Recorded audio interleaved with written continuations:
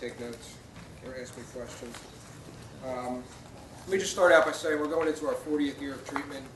We're located in South Jersey. We're about 45 minutes outside of Center City, Philadelphia. Our primary residential treatment program is located in Bridgeton, New Jersey.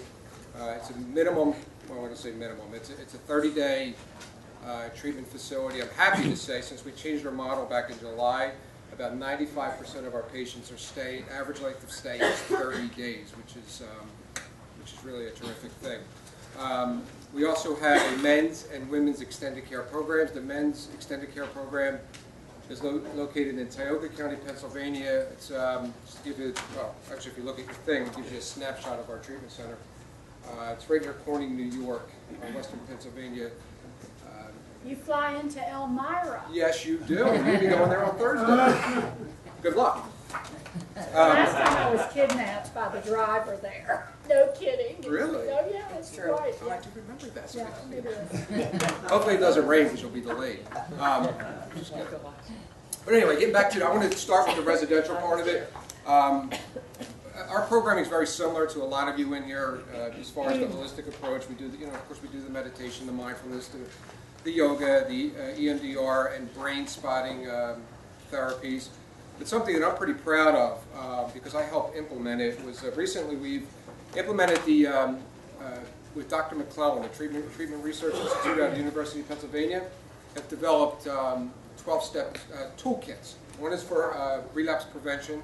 The other is for it's called 12-step Roadmap to Recovery.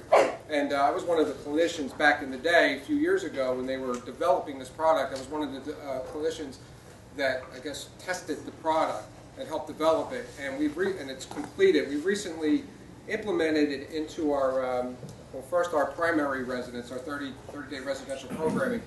It's a 5-module process that talks about the 12 steps.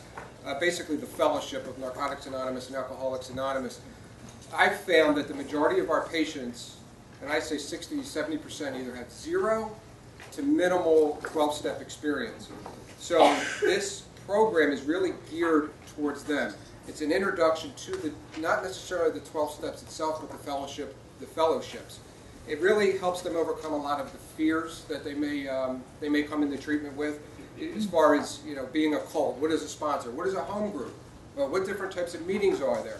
And it really it educates and it empowers the patient to make their own decision at the end of the day. When they complete treatment, they will be exposed to all 5 modules, and then they can decide if they want to continue into a 12-step fellowship, whichever one they choose. So far, the short-term outcomes have been terrific. We're not necessarily measuring sobriety rates. What we're measuring is attendance, because we believe that if you're attending either AA or NA or your 12-step fellowship, eventually you're going to stay clean and sober. Relapse or a lapse is not necessarily a failure. So we're not trying. To us, that's not the success. The success is the meeting attendance.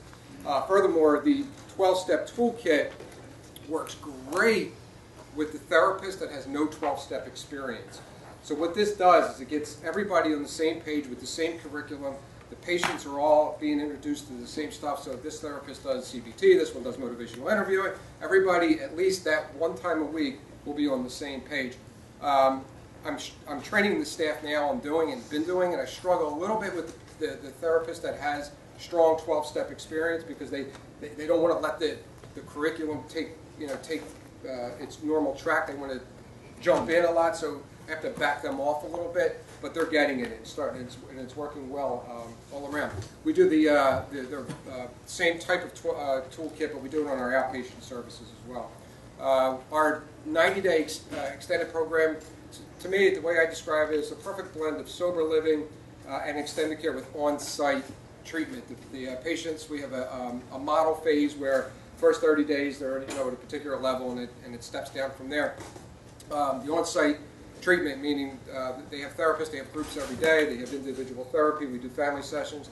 The mansion up in Tioga County, the families can fly in, check in on a Friday, and check out on a Sunday. It's all inclusive, everything's included. It's a men-only program, and happy to say, probably within the next 3 weeks to a month, it's going to be a full residential programming as well. We're going to offer detox, residential, but it still remains a minimum of a 90-day stay. And at some point, very soon, it's cash only at this point. Sometime very soon, we're going to be able to do a lot of billing to help the families with that. We'll do the outpatient billing, or IOP with the sleepover, or however you want to term it. We're in network with most insurances. We've recently been out of network with a lot as well. We just got out of network with that in July, and that's what I talked about when we changed our model. We're still in network with Value Options and the Blue Crosses. Intend to stay that way for now. The men's extended care program and the women's extended care program, part of that they get the EMDR therapy. They get to do. We teach them like the social skills, the living skills, what a lot of you guys are doing with your extended cares. We teach them to cook, we teach them to clean. We don't do any of that for them. The amenities are 5-star, but the curriculum is extremely difficult. It works very well with the chronic relapser, someone who's been, I've heard it in here already, someone who's been to treatment 3 or 4 or 5 times, and another 30-day residential programming isn't necessarily going to be beneficial. In fact, it becomes counterproductive. So I like to get them into it, wherever it is, get them stabilized, usually 2 weeks, and then get them out into our extended care programs. Right now, the price points for those are $9,100 a month. Again, all-inclusive. It includes telepsychiatry. The only thing that it does not include is their medications. If they have any additional medications that, that their insurance will not pay for, then they have to pay for that for themselves. But the therapy, the EMDR, they're required to go to a meeting every single day, especially in phase 1, and they're required to get a sponsor. Again, that's why I say we're 12-step based. That's what I mean. We really believe strongly in that. We have private rooms in our residential. Our 30-day residential program has private sleeping areas. To me, that is a big deal, especially with the post-acute withdrawal phase when they're not sleeping and somebody has sleep apnea. They have their private space that that they can sleep and meditate and do whatever they need to do. Of course, we constantly check in on them as much as possible. We also have private living spaces in our extended care programs. We do have shared rooms, especially in the women's program. It's a little bit cheaper. And we find most of the women choose to do that. Am I right with time, Joe? Good? Okay. I just want, real quick, one of the things I'm really happy with and proud of about our women's program, especially our women's program, is it's located on our main campus in Bridgeton, New Jersey. And depending on what phase they are, and if the therapist feels like it's appropriate, the women get a chance to go home for like a weekend or for a night. And if they're pre-contemplative about people, places, and things, maybe their husband or their situation, maybe he's an alcoholic or abusive or whatever the case may be, they get a chance to go home for a night or 2 nights, come back to treatment, and they're able to process that experience with their peers and see it through a new set of eyes. If they realize that it's an unhealthy environment, then we can help get them into a safe environment. That's it. Any questions? Any questions at all? Yeah.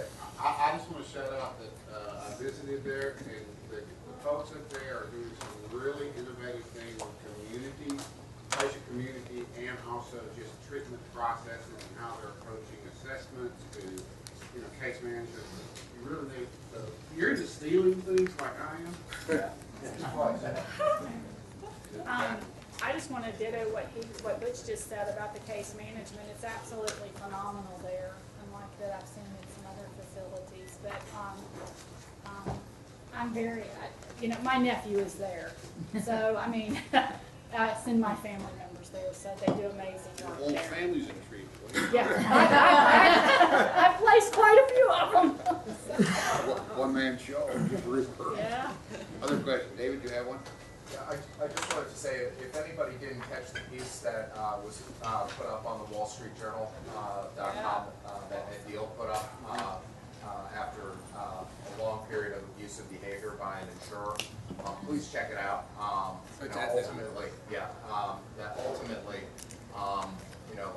Ed and Seabrook House put their names and their reputations on the line because of the massive impact and patient lives that were at stake. And real quick, I'll just say that, and I'll be done.